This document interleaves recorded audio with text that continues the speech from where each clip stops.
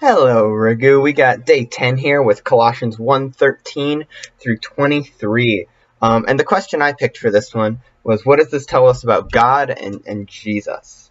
And we actually have a lot in this chapter. We've got verse 15, Jesus is the exact image of God.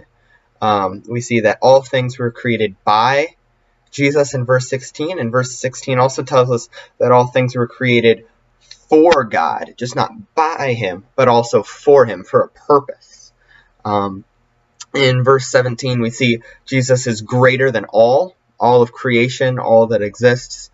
And also in verse 17, we see God is the constant sustainer of the universe, meaning that he is the one that's holding it all together. He's the reason why the universe exists and continues existing.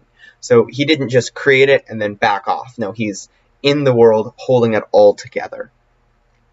In verse 18, we see that Jesus is the leader of the church, telling the body, meaning us, the Christians, what to do.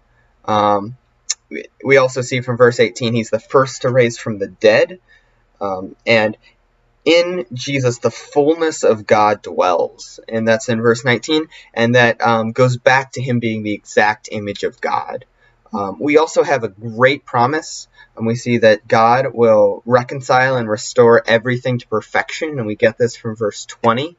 Something that stood out to me was in verse 21, where we see that we're not just in rebellion against God, but what we do, but also what we think in our very minds.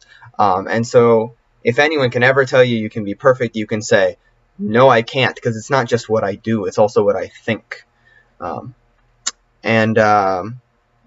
We also see that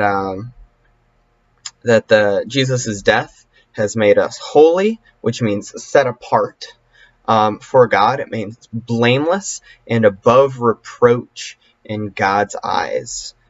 Just showing how all-encompassing the blood and the work of Christ really was in our lives.